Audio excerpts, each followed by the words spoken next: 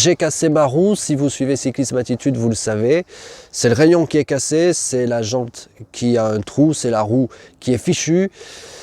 J'ai donc dû changer de roue et ça m'a donné une idée parce qu'on n'en parle pas toujours et j'ai dû faire toutes ces choses-là. Alors que faire lorsque l'on change la roue? C'est ce que je vais vous dire et vous allez voir que c'est très important, y compris pour votre sécurité. Bonjour, bienvenue sur Cyclisme Attitude, très heureux de vous retrouver.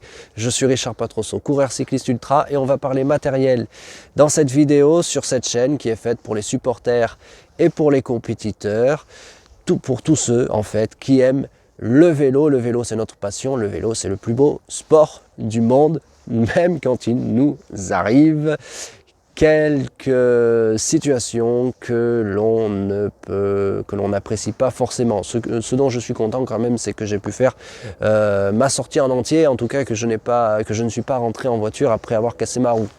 Alors comment est-ce que j'ai cassé ma roue, tout ça, je vais vous le raconter dans une prochaine vidéo et puis j'ai commencé à le faire dans des vidéos courtes, donc je vous invite à regarder toutes ces vidéos là pour mieux les retrouver. Je vous invite aussi à vous abonner à Cyclisme Attitude si ce n'est pas encore fait, abonnez-vous, activez les notifications, c'est très important d'activer les notifications parce que ça vous permettra d'être prévenu en temps réel de la mise en ligne des prochaines vidéos et j'essaie de publier une vidéo tous les jours et pour le moment j'y parviens.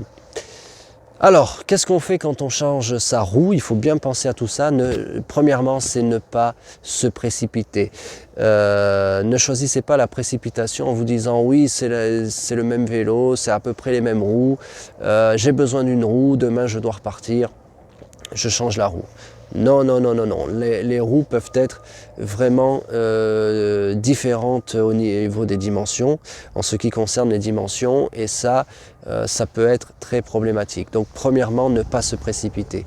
Deuxièmement, la roue, lorsque vous la changez, alors bon, je fais comme si, parce que j'imagine que c'est le cas, que vous avez le même nombre de dents sur la cassette, sur la roue libre, etc. Parce que sinon, si vous n'avez pas, si elle n'est pas compatible, évidemment que vous n'allez pas la mettre. Mais si elle est compatible et que vous utilisez des roues avec un freinage donc qui n'est pas un freinage disque mais avec des patins de frein, sachez une chose, c'est qu'il va falloir régler vos patins de frein. Donc assurez-vous que le patin ne touche pas, que les patins sont bien réglés sur les jantes, que ça ne vient pas toucher la gomme des pneus ou des boyaux. Donc ça c'est la deuxième chose. La troisième chose à regarder si jamais vous avez l'impression que tout va bien à ce niveau-là, c'est l'écartement. Est-ce qu'il est bon? Est-ce que vos freins ne sont pas trop écartés? Parce que là c'est quand même problématique si votre frein n'est plus performant, votre freinage. Donc regardez bien l'écartement des freins. La quatrième chose, donc, c'est de régler les freins.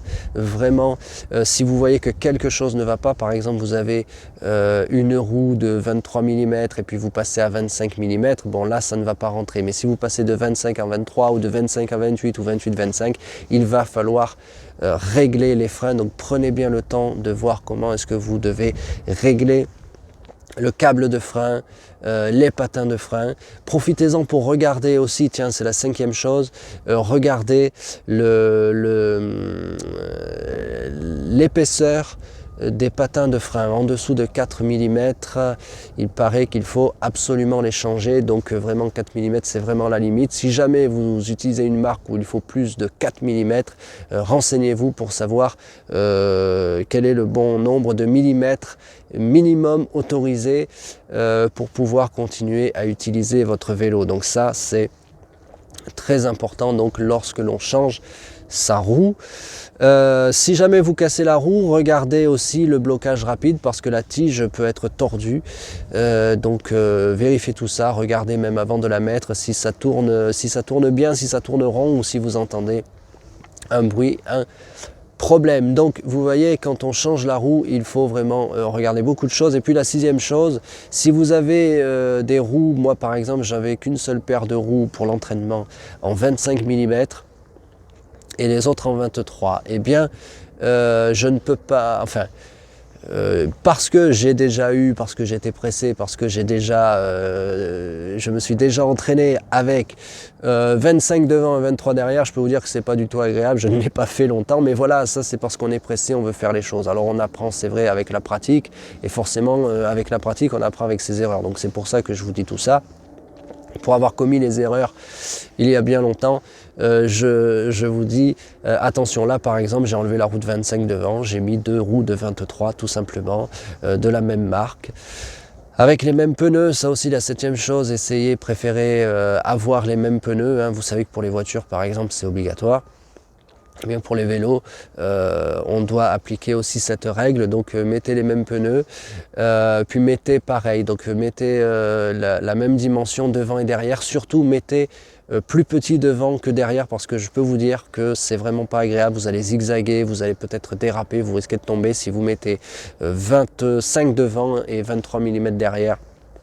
C'est pas bon. Après, je sais que d'autres mettent 25 derrière et 23 devant pour la vitesse, pour aller plus vite. On parlera de tout ça dans les prochaines vidéos, mais le message là, c'est vraiment ne mettez pas plus gros devant et plus petit derrière, plus large devant, plus étroit derrière, 25, alors 28 devant par exemple et 25 derrière, ça je ne vous le conseille pas, parce que pour l'avoir fait dans le passé, je peux vous dire que vous n'êtes vraiment pas à l'aise sur le vélo. Et puis la dernière chose, c'est quand vous changez de roue, et si jamais vous mettez plus gros derrière et plus petit devant, par exemple 28 derrière, 25 devant, ou 23 devant, 25 derrière, regardez les cales, parce que moi j'ai remarqué que la position sur le vélo n'est pas la même. Donc attention, regardez bien votre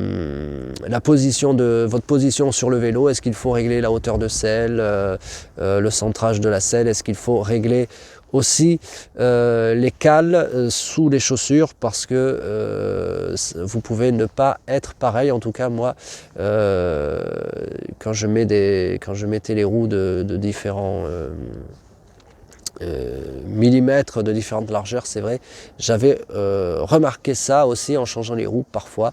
Donc là peut-être que ça va être le cas.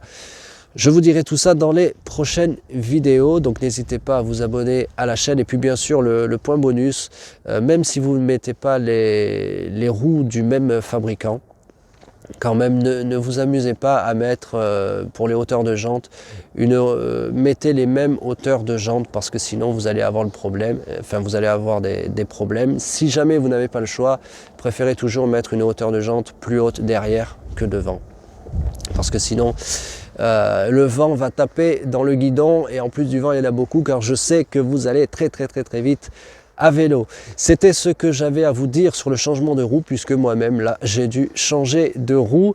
Je vous parlerai de tout ça, mais vous êtes certainement déjà au courant que j'ai cassé ma roue. Allez voir les vidéos, j'ai publié tout ça dans les vidéos short pour voir l'état de ma roue, comment est-ce qu'elle est cassée, puis je vais revenir sur ça dans le prochain épisode de Vie ma vie de coureur cycliste ultra, la série.